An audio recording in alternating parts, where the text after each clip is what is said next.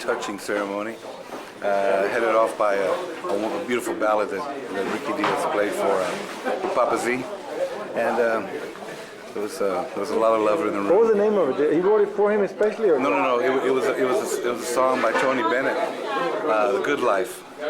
It's a good life. That's exactly right, man. You got it. Yeah. So that was really great. So now you're gonna learn on the guitar, huh? Yeah. Oh, man. Hey, do your own version of it, man. Dedicated to Robert. Why not, man? Hey, are they gonna play today?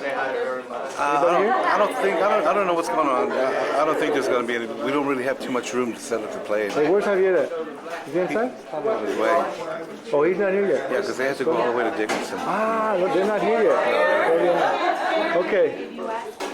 Hey, man, tell me the very first time that you met Roberto Zenteno.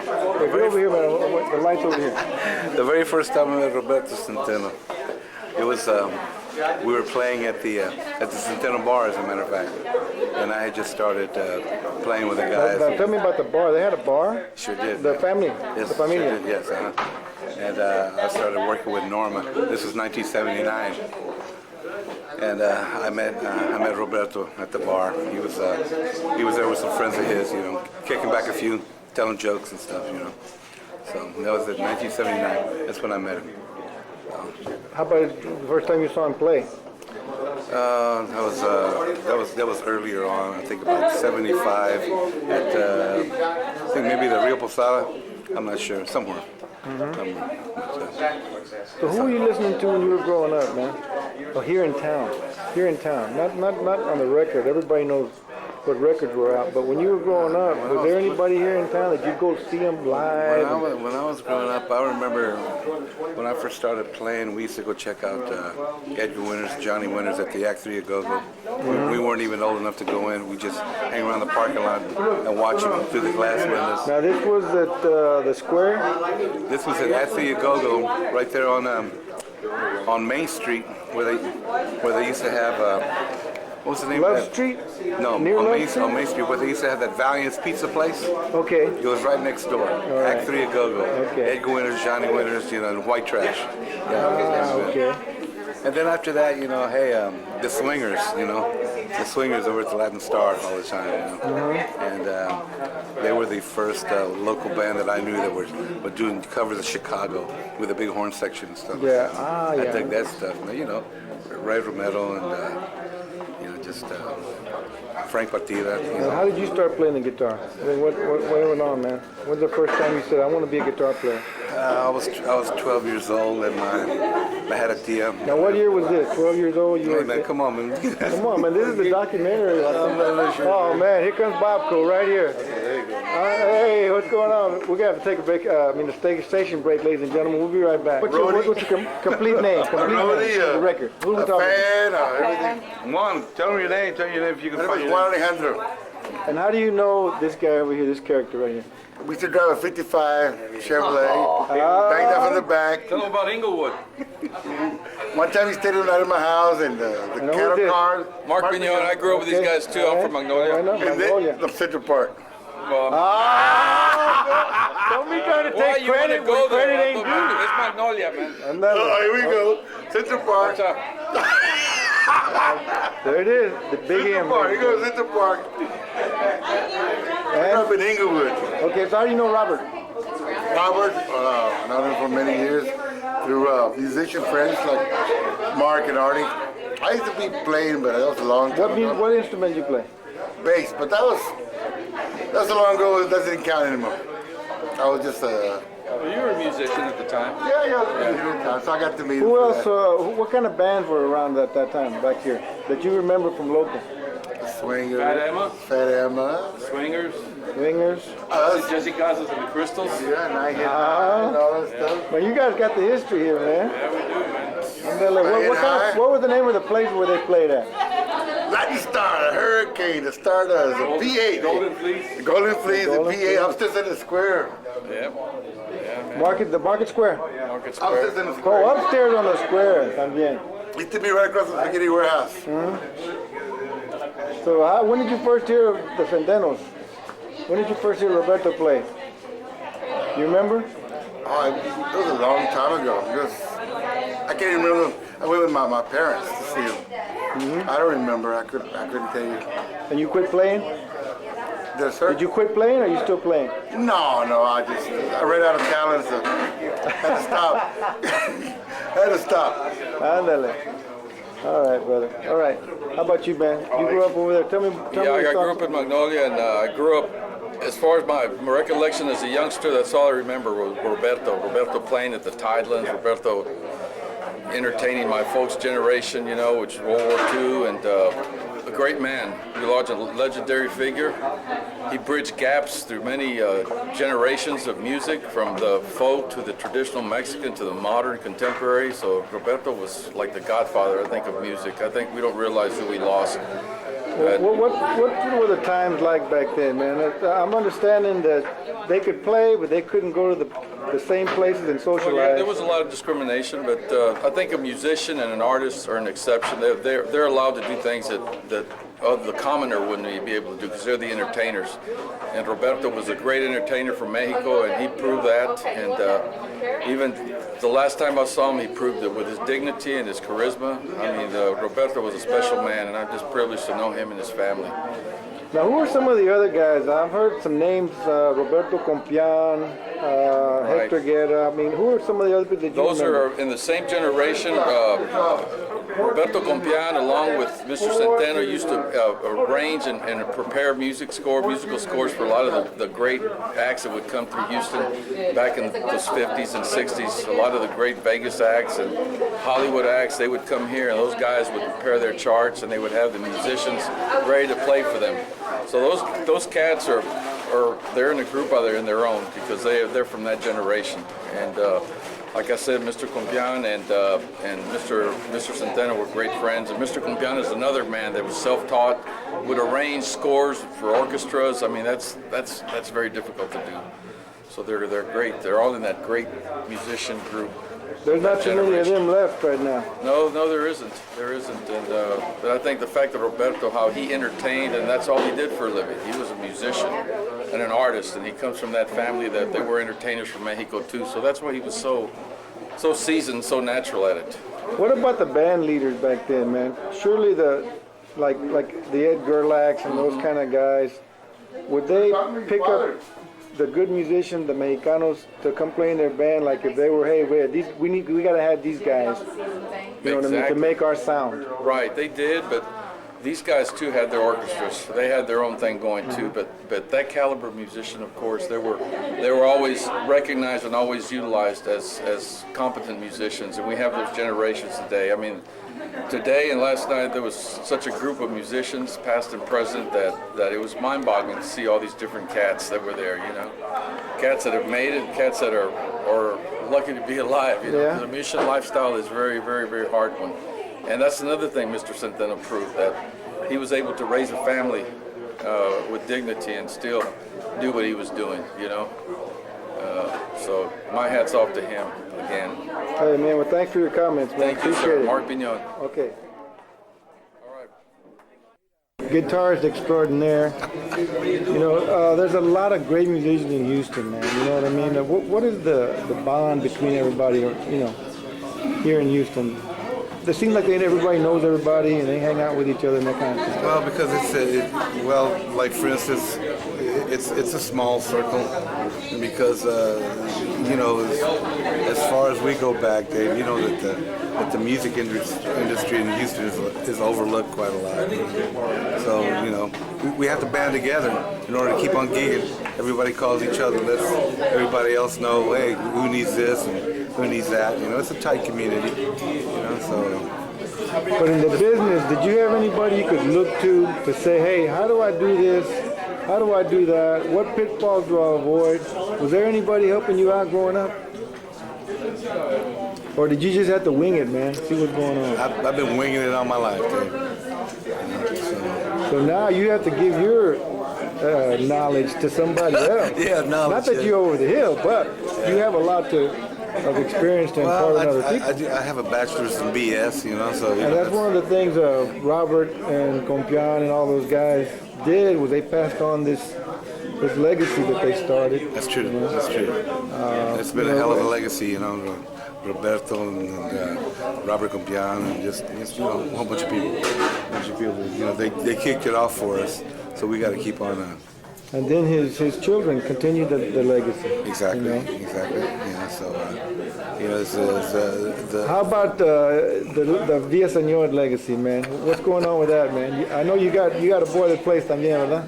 Yes, I do. Yes, I do. What's his name?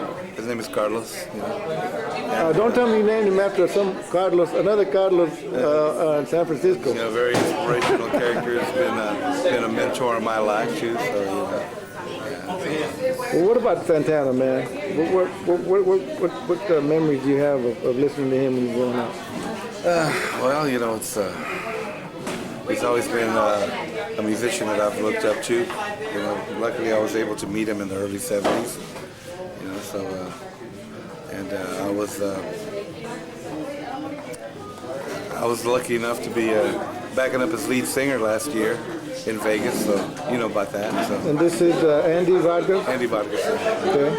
So that was a joy. That was a joy. You know, 'cause after working a few days with him, you have to realize that, wait a minute, man, you're playing guitar with this guy, you know, and who else does he have, you know, to...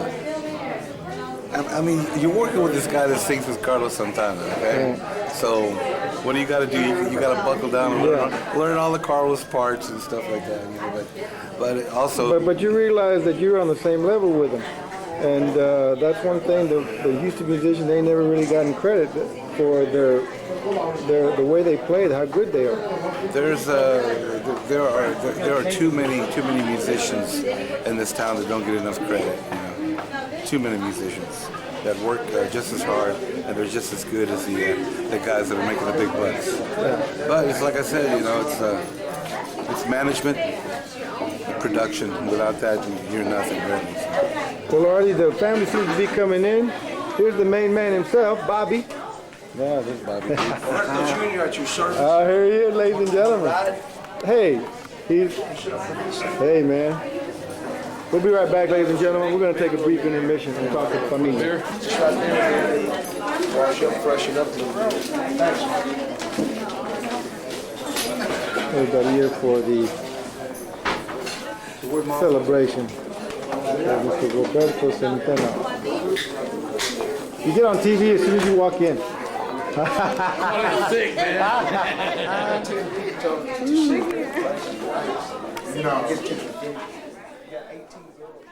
Glass over here. I can't see. Hey, listen.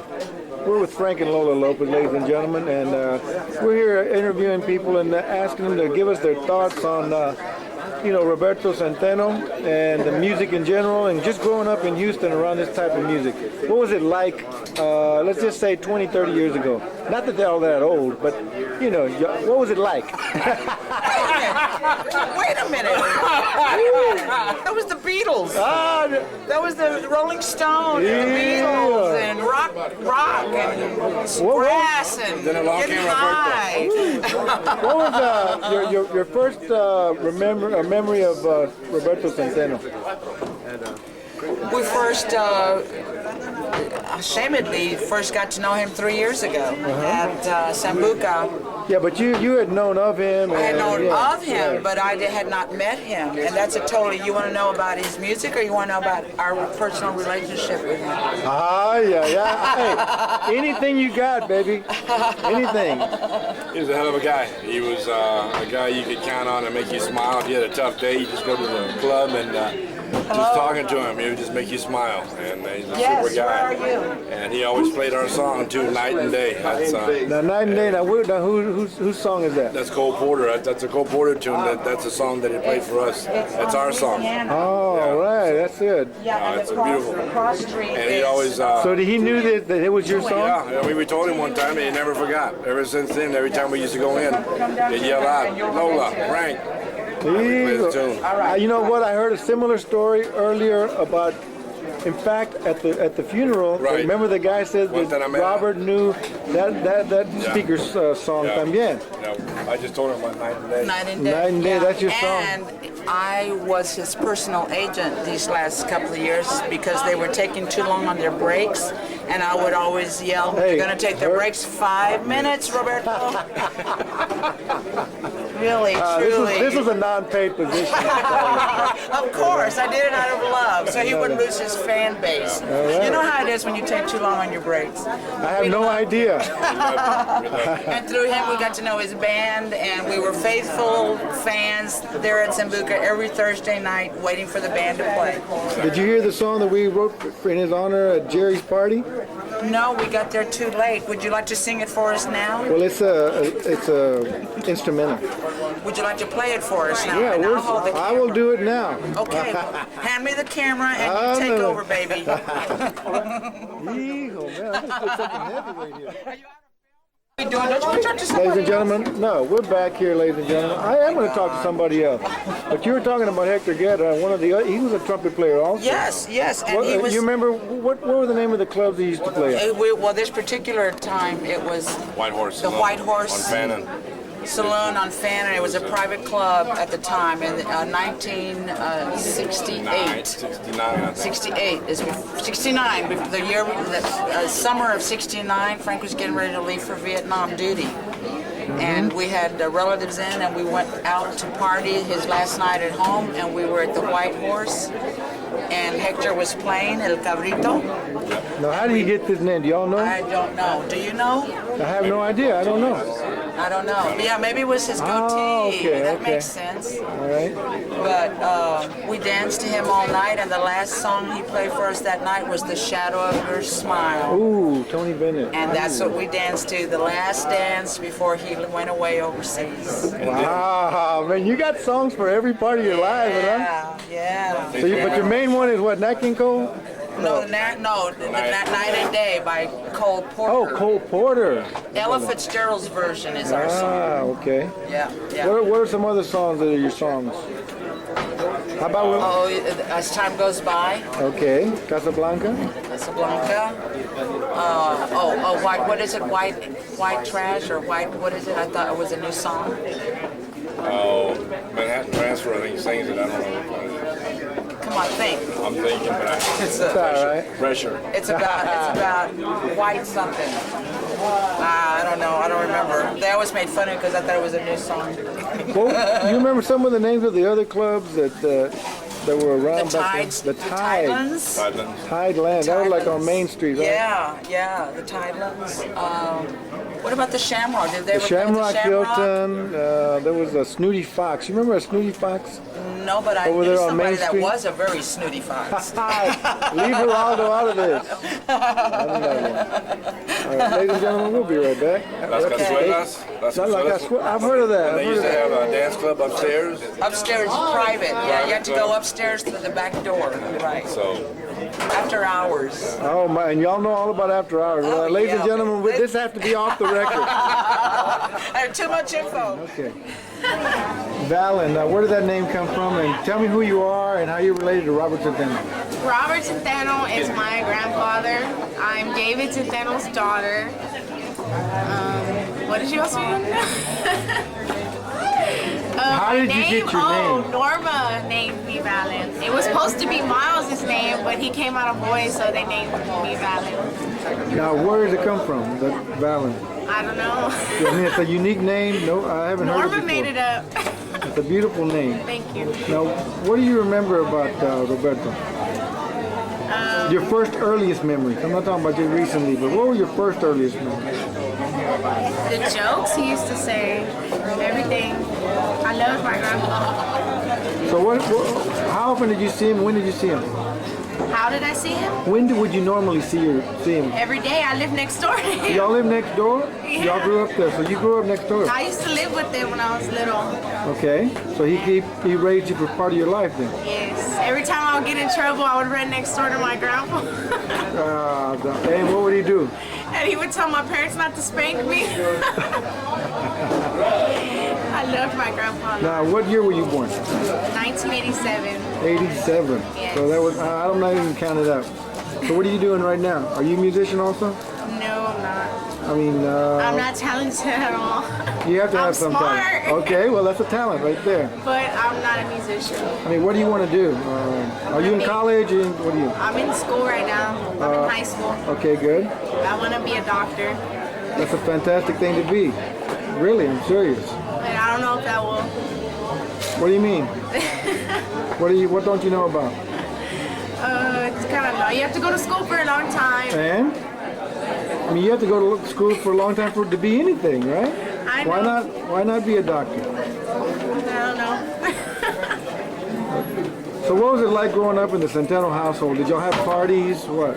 Parties all the time. I mean, birthdays, things like that. Did y'all get together we a have lot? birthdays, yeah. We would when we were younger, they used to always go out and go to the gigs, and they would leave the kids at home, and my grandma would watch us. Yeah, and what would y'all do while everybody was gone? Oh, like bad. Miles, right? It would be bad. Now, do you remember a lot of music going on at the parties, the personal parties that y'all had, the familia? Yeah. They would have The last thing that they did for me was my Sweet 16, and my grandpa played for me. Wow, well, it's nice to have a musician in the family, right? Yes, it is. Well, anyway, we're sorry for your loss, but you know he was a great man. Yes, I You know. know, and you're very lucky to have a grandfather like him. And we will be back, ladies and gentlemen. Thank you, Valen. Bye. We're on, ladies and gentlemen. We're here with Lisa Hernandez, and she's one of the premier artists here in town. Tell us a little bit about what you've been doing lately. Well, hold on a This second. is my future ex-wife. Your future ex-wife? Okay, you heard it right here, ladies and gentlemen. Artie Villasenor. Gonna marry me and leave me. Tell me about what you've been up to lately first. Oh, it's a season of politics kicking off. Been busy with both conventions, doing voter registration, como siempre. How's your boss doing?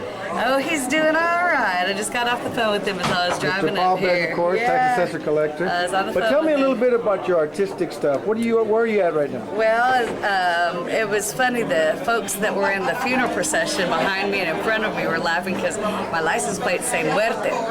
And the only person in the state of Texas who has license plates that say Muerte for my Dia de los Muertos art. I actually spoke last night with Norma about doing a calavera, a Roberto, a one-armed skeleton with a trumpet in his hand and a white jacket. That's the next That sounds project. interesting. Next project I'm going to work on.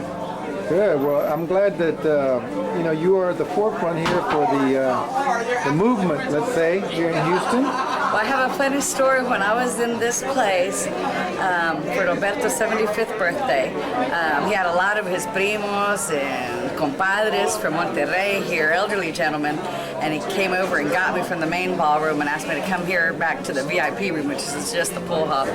Asked me to come to the VIP room. He said he needed me to keep company with some of these men.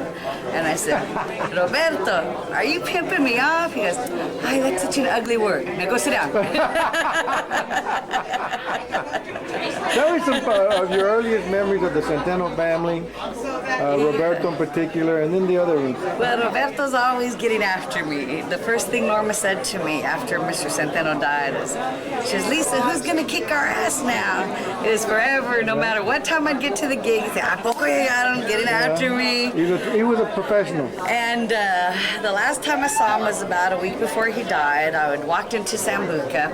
I just barely gotten through the door, and someone grabbed my sleeve real hard and pulls me over, and it's Roberto, and he goes, look, September already, my birthday's coming up, we need to start getting lists together, you need to start working on getting stuff organized. I said, can I have a greeting, a drink? I mean, I just walked in the door, man.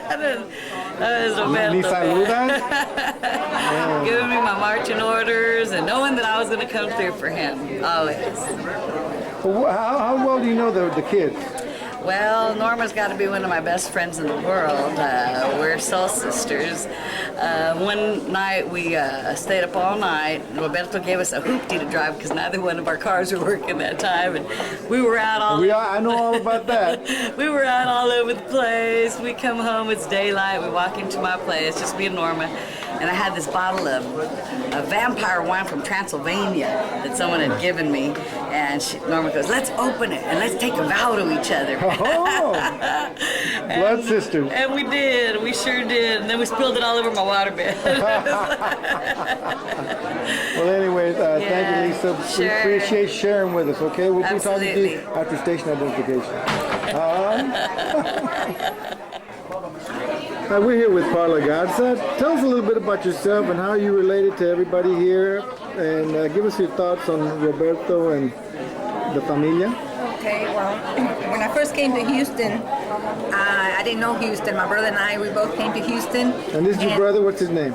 Tony Montes. Okay. And then we went to this dance at the Cinderella, and we saw Roberto. I saw Roberto for the first time, and I went out there. When I saw him, I noticed that he had but one arm, and I told my brother, he only has one arm. He's playing that trumpet. Isn't that something? And my brother said, yeah, hey, that's something else. So I went all the way up to the front, and I was watching him, when he was playing. I was looking at the band and everything, and I said, this is super to see. And I had never seen anybody play with a trumpet, So anyway, through the years, I got married to Gus Garza. He likes to dance, so do I. So through the years, we've gone to the dances, to the clubs where he plays. And last time I saw him, I used to work at a clinic. I used to see him at the clinic at the McGregor. And then the last time we saw him was at the gala dance for the old timers. So, so through the years we saw There's a lot of history together. Oh, yes, yes. And since we love to dance, my husband and I, that's how we met him. And did you have a lot of contact with him personally, and get to know him as a person? No, but my husband did. Okay. My husband, Gus Garza, did. And but I always, saw him at the dances, and I always admired him because I guess because he had one arm and he could play so good, Yeah. So it was something else to see him playing like that. Do you remember some of the other people that you say you're a good dancer, and where did y'all used to go? Well, we used to go to the Pan American. As a matter of fact. This was the Main Street. Yes, on Main Street. And near Hogan. Right. It was a big. It's a big. And what kind of band did y'all used to go see there? Well, the first ones we started was Little Joe and the Latiers, Sonny Osuna. Who was here today, by the way? Did you get to see him? Yeah, I got to see him. He's my compadre. He baptized one of my sons. I have 3 sons, and he baptized one of them. And Sonny Osuna. And the Sunliners. The Sunliners, of course, yeah. Okay. So we saw a lot of bands, and my husband, he's with the musicians. He knew all the musicians. He used to be with them all the time, and he's got collections. So your husband was a musician also? Well, no, but he used to be manager for the mafia. Oh, okay. And he knows all the musicians. He can tell you a lot. Oh, is he here? He's here. Yeah. Well, I need to talk to him. You tell him to come look me up, and I want to talk to him and interview him, okay? Okay, I will. Thank you very much, Paula. All right. Bye-bye. We'll be right back, ladies and gentlemen, after station identification. I'm going to ask you some questions, man. All right. You guys, give me your full name and tell me a little bit about your history. My name is Gus Garza. I was born in Beeville, raised in Corpus Christi, and went to school in Detroit, Michigan. On the way back, came to Houston, got married, raised my family here, everything. So tell me a little bit about your relationship with Roberto Zenteno. Roberto Zenteno. How did that start? Roberto Zenteno, I didn't know this until 30 years ago when I talked to Cabrito.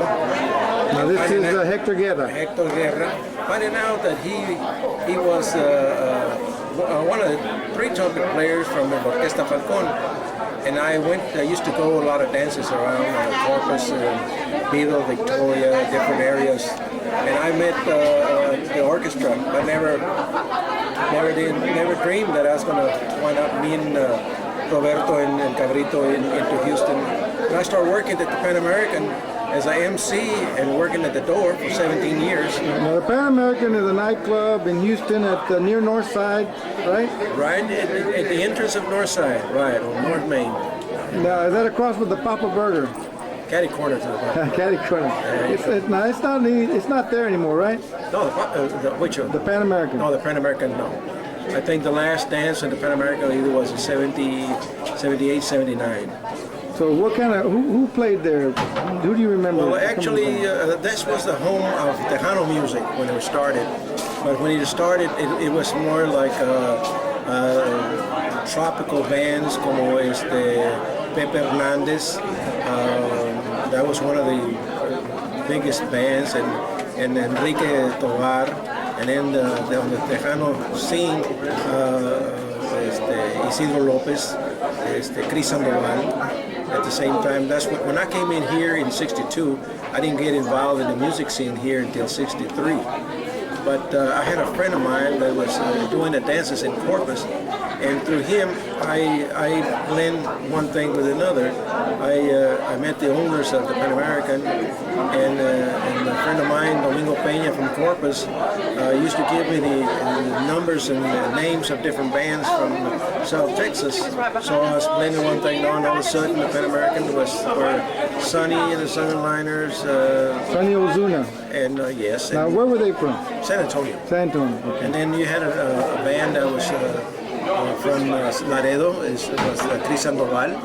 And after Cris Sandoval came in from Laredo, Los Rondales. And now this is primarily dance music, though, right? I mean, they would come to play and people would dance. And it wasn't like a concert, but it was more for dancing, This right? is a dance, yeah, it's a dance hall. Okay. Yeah, that's what it was. So how about Little Joe? You mentioned him earlier. Little Joe came in the scene that I, to my knowledge, in 65, 64. And the name of his group? He was the Latinaires. Okay. And they were from Temple, Texas. Temple, Texas, yeah. Okay. A lot of people from San Antonio. We had the Sun Glows. Originally, first started with Sonny, and then after that they came in with another group, Joe Bravo and the Sun Glows. And was recording a big deal back then, or was it just primarily for dance, or did they just? It was a dance hall, and primarily it was just for dancing. I'm talking about the industry itself. Like I remember there was Huey Moe here in Houston. He was a producer, and I think one of Sonny's best songs was Talk to Me, and it hit the top 10. Oh, that was his manager. Okay. Yeah. Oh, so Huey Moe managed him. Managed the Sunliners originally when it first started. Okay. And actually, the original Sunliners were the rock and bass from Houston. Los Hermanos Villanueva. Okay. That's the originally first Sunliner band. Okay. And Huey Moe made a deal with Manny Guerra, and he got three or four singles out of the first album that Sonny got, which was Talk to Me and Golly G, and I think two more songs, and he blended in and made an intro into Sonny and the Sunliners. That's how he started. Well, let's shoot on to the present now. When's the last time you saw Roberto perform? Roberto began June the 26th at the Shriners Hall. That was his last performance that I danced. And besides the Pan American, there was other places, right? Well, in Club Valencia, a smaller hall, and then you have a Cinderella, then you have a Terraza. At the same time, right on the 60, the latter parts of the 70s, then you got the Stardust. Then after that, you went to the Starlight, and then you have on the Mexican side, you have Latin World, and it was just at that time there was dance halls. Now, what about the community, man? Did they rally around these bands, or was it just the people that like to dance? Well, at that time we only had one station, and that station really promoted variety of music because different bands. Now, what station? You remember the name of it? Sure, I worked there. I was the first DJ bilingual of Tejano music on the station is KLBL, 1968. On Canal Street. Yes, sir. Right there. Okay. Now, who's the owner of that? Mr. Felix Eche Morales. Okay, and he also had a funeral home and some other things. Well, his son used to be in charge of the funeral home. Okay, so KLBL was the only station that played Latin music? Well, that was the only station that played Latin music until I came into the scene in July of 1968, which I started a program called Bailando en Texas. I stayed there for a year and a half, but the owner didn't really appreciate the kind of music, so they released me. But I was the first bilingual DJ in Houston. Well, that was a great speech you gave today, and I like the touch of giving Roberto the standing ovation there at the end. It was I haven't seen it before, and it was quite touching. Well, it touched my life in so many ways that I had to do it. The people that are in attendance wasn't even half of what he performed for. And I would save thousands of people that he gave his music to. And I took it upon myself to be a spokesman for the people that didn't know or wasn't fortunate to be around there. And I wanted the people, Roberto's family know that we love him very much here in Houston. Thank you, guys. Appreciate it, man. Thank you for your thoughts. Sure, no problem. Appreciate it, man. Sure. Vision. Andale. There you go. I like the nighttime. The night vision. Bobby Zenteno. El timbalero, the harp man, and everything else. Bobby, our condolences on your dad. But you know what? I want you to tell me a little bit about him, ahorita. Well, first of all, I want to hear the early days, man. The early days, when you were a kid. Tell me a little about, what was it like, man, him and your dad? My dad sacrificed a lot when he was a kid, growing up with one arm. The things he did and accomplished made it possible for us to come here. He brought me and Norma came across. We were both born in Mexico. And then my what city were you born in? What? What city in Mexico were you born? Monterrey, Mexico. You were in Monterrey, okay. Norma también en Monterrey. And then you moved over here when? Time out, interruption. It's all right. You moved to the United States? We're in a bad spot. When was that? We moved into the Valle. Vivimos ahí en el Valle en Mission. Mission, Texas. Do you remember, do you have any memories of Mission? Man, I was 1 year old. That's right, so then you moved over here. We came to Houston probably when I was 2 or 3 or something. I started remembering stuff probably when I was about 5. And what was going on at 5? And my dad used to take us everywhere. I saw a picture in his casket, there was a picture of the familia, and you were, how old were you in that picture? I'm not sure which one you're talking about.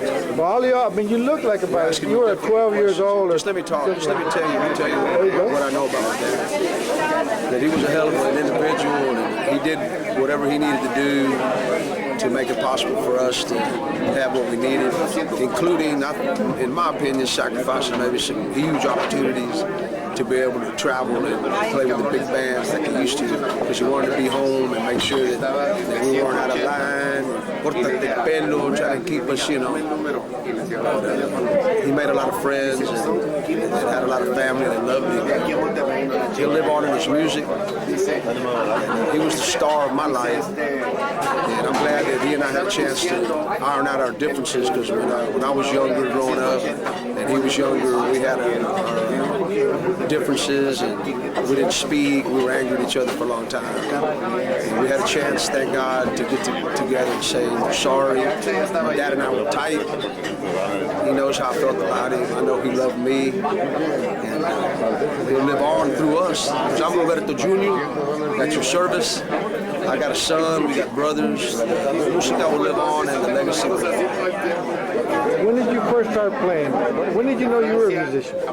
Man, I started playing the carton drums when I was probably about 7 in the garage. We used to put ice cream cartons upside down and hang garbage can lids for cymbals. And my dad, I started playing trumpet. I was getting pretty good at it. And elementary into junior high, and then my dad bought me a set of drums, and I put the trumpet down like a dummy. Never picked it up again, and started hitting on the drums and playing drums, and I picked up the harmonica. And I tried to pick up the trumpet later on in life, but man, it takes a special talent to do that, because I lost the lip and my jaws couldn't handle it. I got a mijito, Matthew Zenteno.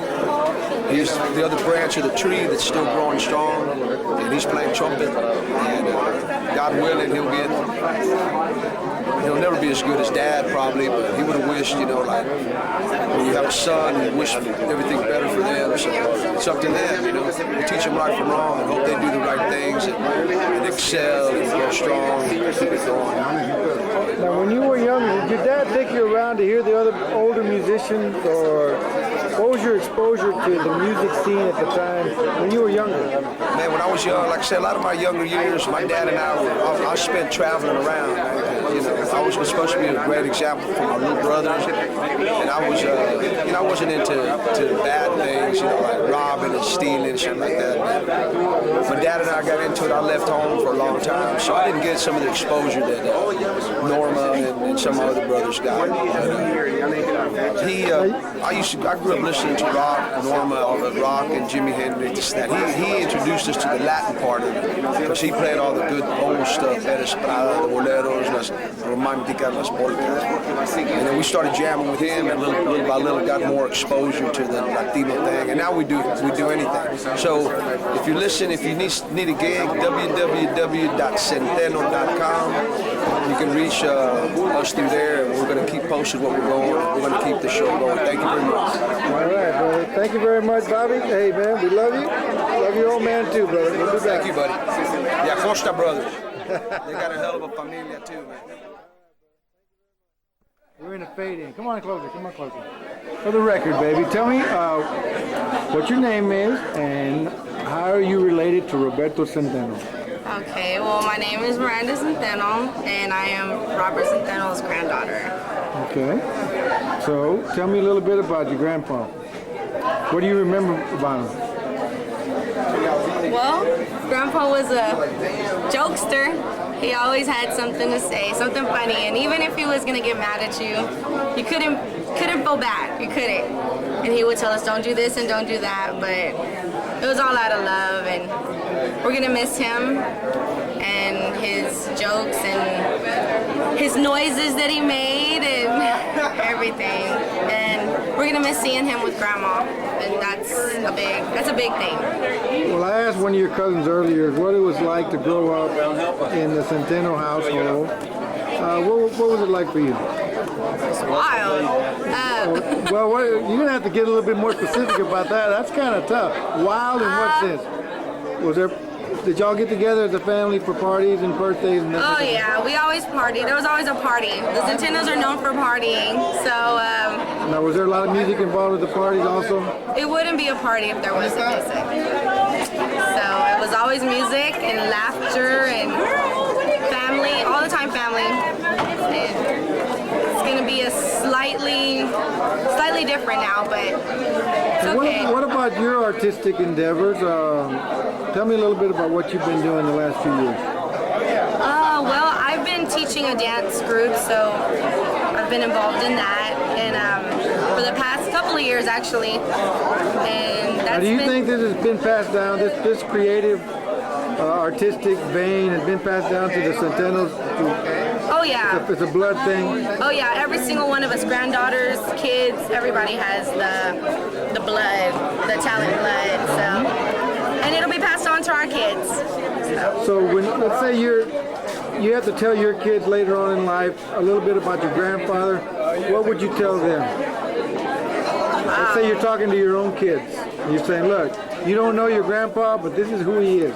What would you say? Well, I'll tell them that they'll never meet a man like him, that he was full of love and laughter and musical talent that you wouldn't believe.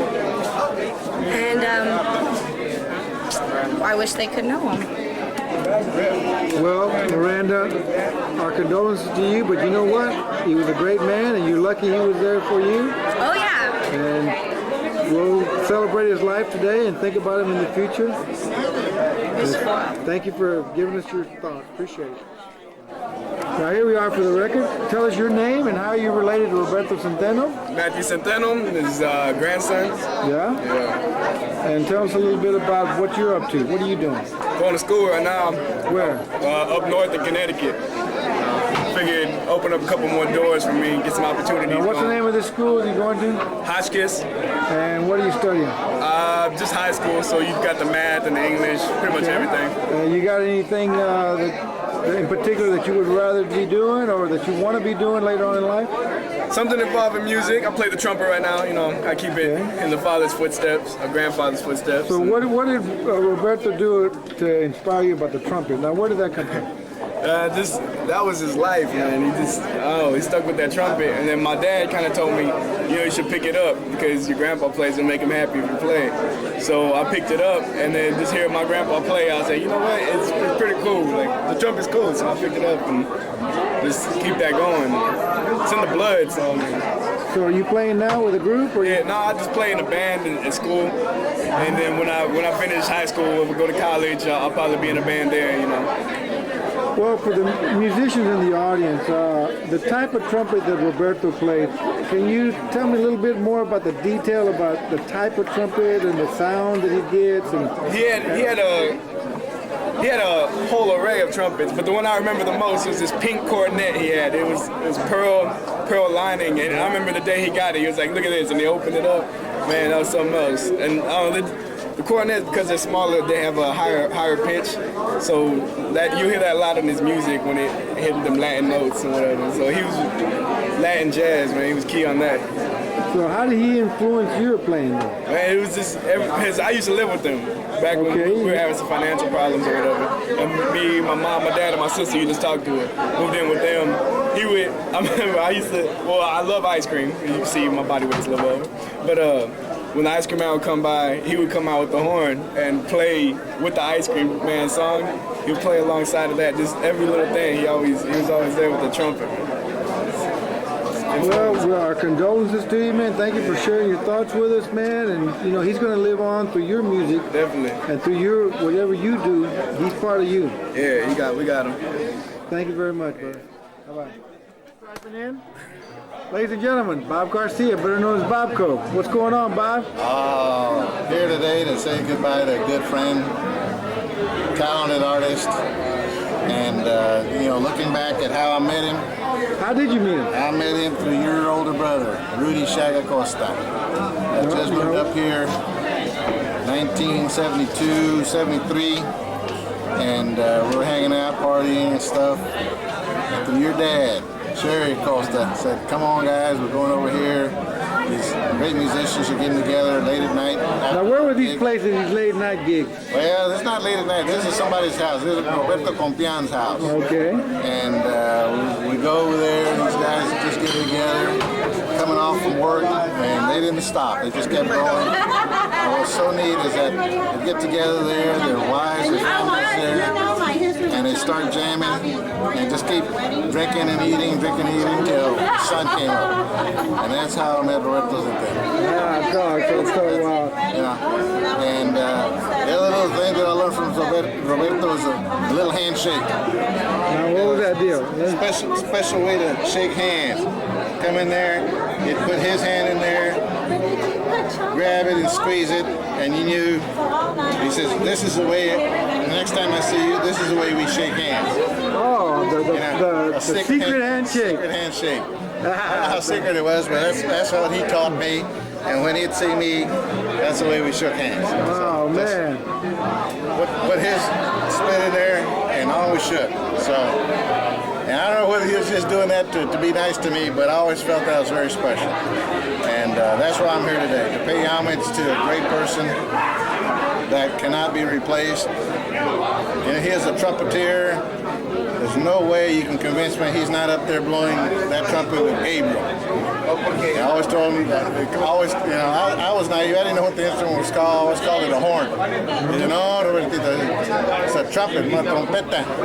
He's up there with the angel Gabriel blowing that trumpet, and I guarantee he'll be there when Gabriel calls us all home. Bobco, thank you very much, man, for your sentiments, man. And we'll get back with you after a while. But Bob Garcia, ladies and gentlemen, the best civil attorney in town, ladies and gentlemen. What's your phone number now? On Main Street, look for the neon Longhorn. Boom. You're around. All right, ladies and gentlemen, we're here with Jaime Acosta. Well, first of all, on behalf of the Acosta family, I'd like to express my deep regrets to the Zenteno family over the loss of such a great man. You know, we've known Robert for, oh man, I can't count the years, you know. Since my dad was alive and my brothers were alive, my brother Rudy was alive. Your father, his name? My father, Jesse Acosta, who was real good friends with Roberto, and my brother Rudy Acosta. I remember the old days when they used to hang out with Roberto Compian, and they would party together, and we'd all party together and just have this great time. And I like to say that Mr. Zenteno was I guess what you call a superstar. He's been in the business for countless numbers of years, and he's always been probably one of the best personalities here in Houston. You know, he had the looks, the talent. He was a real flamboyant type of person, great personality. I've always admired him and have gotten to know all his sons and his family. They're just great people, you know. It's been a pleasure to know. Well, what do you think about the aspect? Now, you come from a family of a lot of brothers and sisters, and the fact that Roberto played with his kids in the same band over the years, and 3 of his children played in the same group with him. Well, it's what kind about of that family? They're a lot like our family, the Acostas.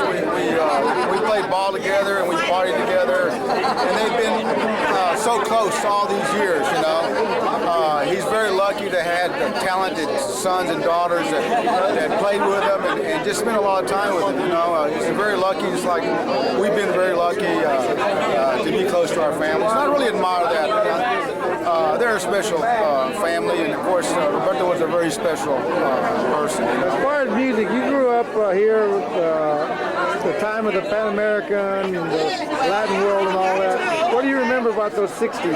Oh, there was just a lot. It was new music in them days coming from Baytown. We were experiencing new music, new events, new friendships and stuff. And of course, Roberto was one of the pioneers, so to speak, of Latin music in Houston. And he's always been on the forefront of music. You know, ever since I've known him, he's always been the man up front. He's always been an extra special talent. You know, he was amazing. Had a great career.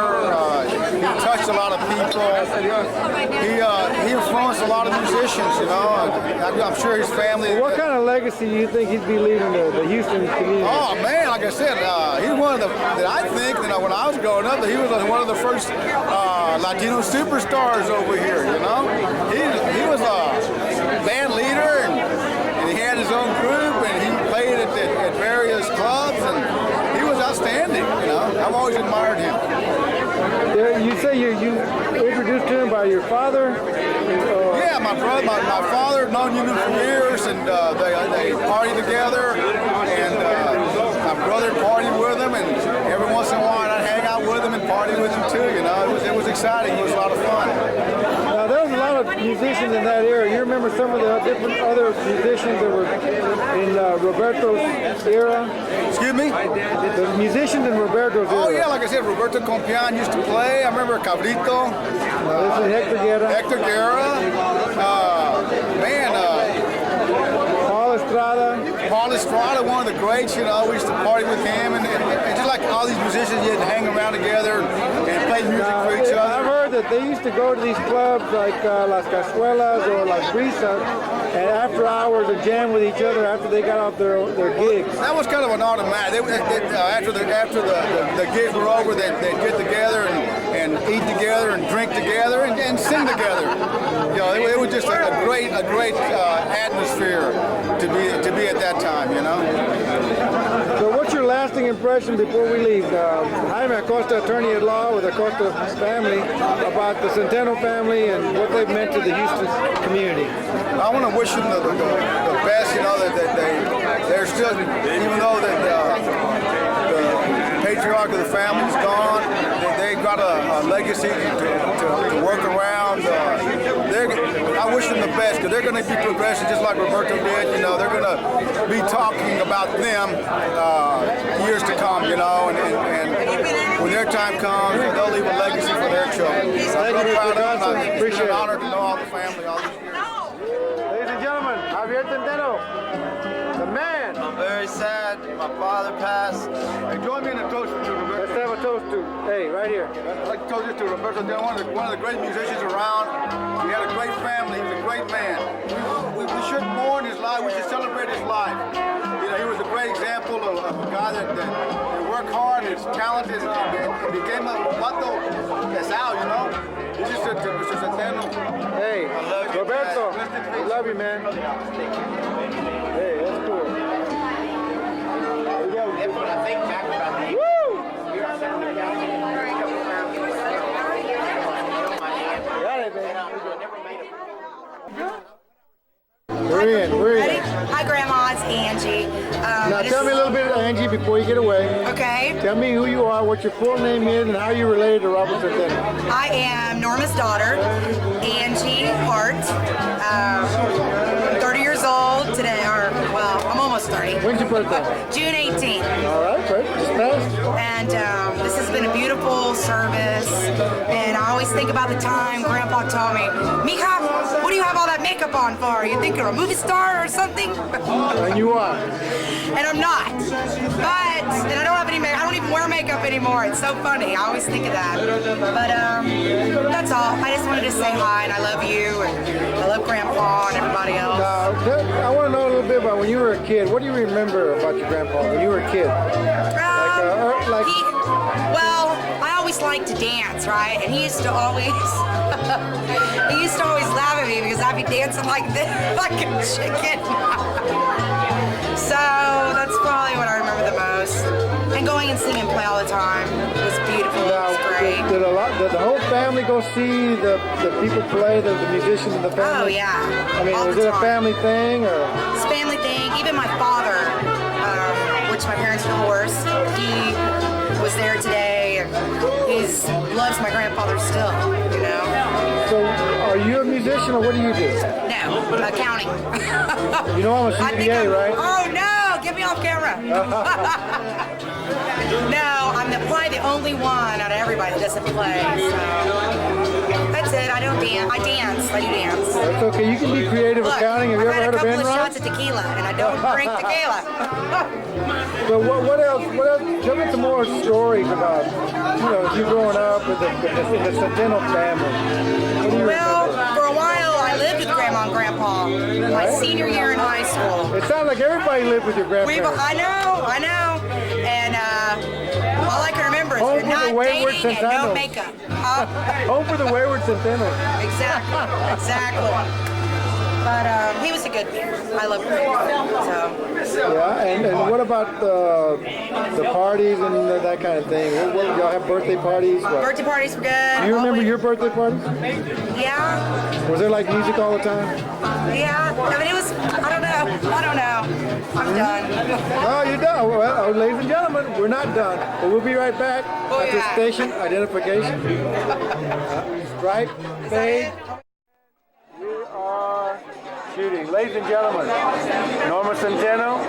I don't know how many times you've been the Houston Press Musician of the Year or Latin Back of the Year, whatever, but she's the perennial at the Music Awards every year. How you doing today? I know your dad is a great, wonderful man, and we're celebrating his life today, and I want to ask you a couple of questions.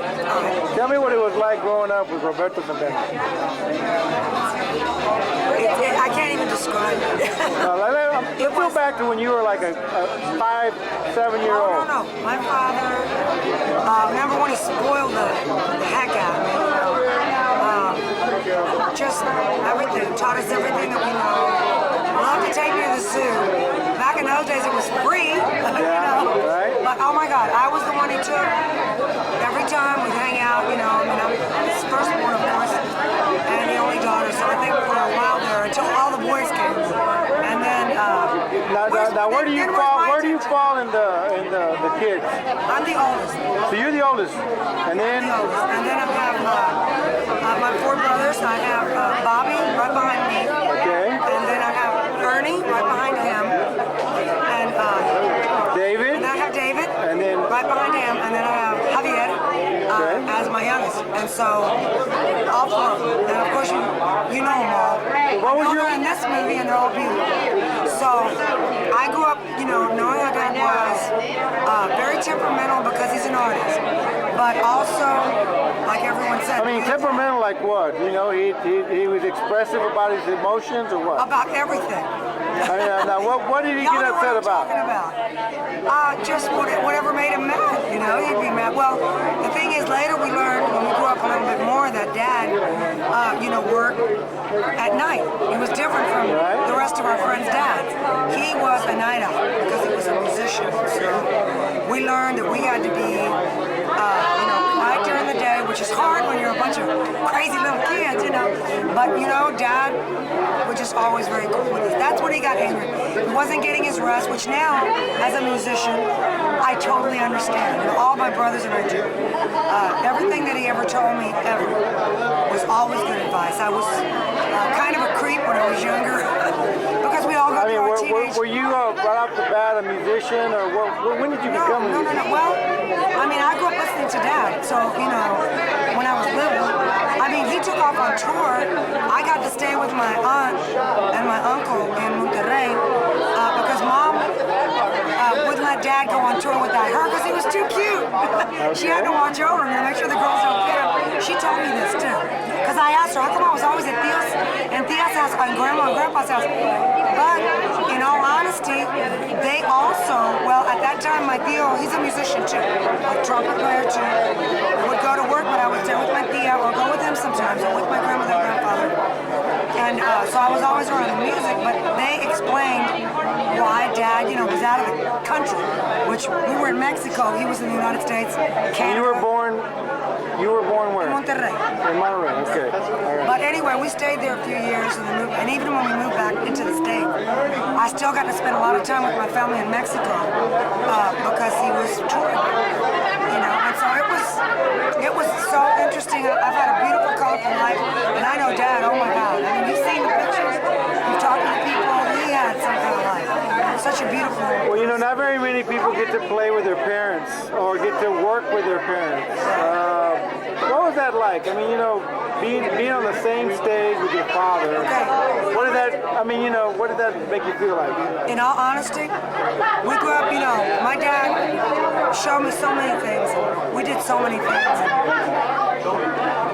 I wanted to play a different kind of music than he did because I was young and rebellious, just like he was when he was young. But I always liked his style of music. So when I got older, and I remember he took me to my first jazz concert, which was at the Coliseum, to see the great monk, Chick Corea. Thelonious Monk? Yeah, and Chick Corea was only a baby, but he turned me on. Floor Period, he bought me my first album, which was Floor Period and Light as a Feather, with Chick Corea. So he turned me on to jazz. He told me, Mija, there's all kinds of music. You can't just, because he wanted me to play Latin music. But I was into my rock thing. Well, listen, we got older, and believe it or not, when I first started playing with my father, I was so nervous that before I got to the gig, I had laryngitis. And it's a mental thing, you know. I was so scared to be on stage with my father. I was so nervous. And of course, as we did it, and I was probably 25, no, I was about 27 then, when I really started performing with my dad. I did some shows before then, but not on stage with him, singing with him. I mean, were you afraid to let loose the real feelings? You know, it's my father, you know, I was scared, and I was nervous. But nervous. as far as approval or as far as everything, just I was scared. Yeah. You know, I mean, he was just so awesome, and you know, and I knew. We used to go to the Castile Club when I was a young teenager, and I saw movie stars and just the people and athletes and every kind of person on the planet that I knew they were going up to my dad, hugging him and kissing him, and I'm going, oh my God, they're talking to Dad. You know, I was like being in the bathroom with some of these people, the girls, you know, and they're talking about Dad, and I'm like, I'm his daughter, you know, and I was just a kid, but that did something to me as I got older, of course, you know, but I did get to the point where I could play with them, of course, and be comfortable, you know. It was just scary at first because I felt like here I am with Dad, and I better do good, you know, and here I have laryngitis, which I really did.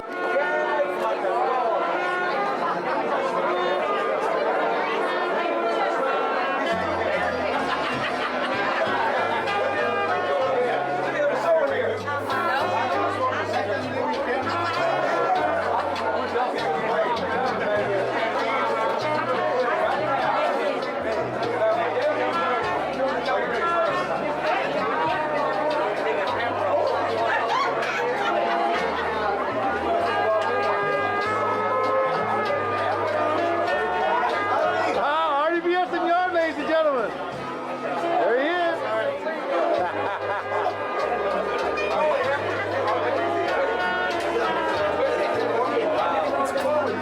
Listen to the sound of Roberto.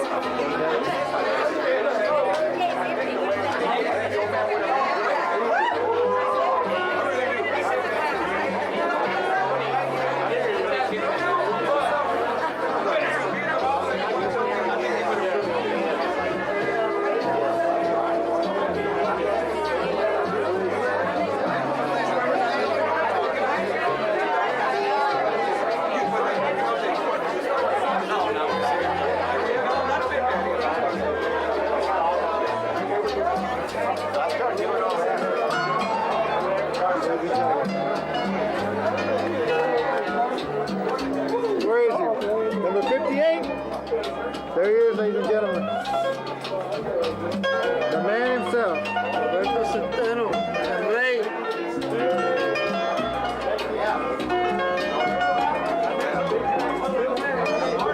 Cuando calienta el sol, si me faltas tú,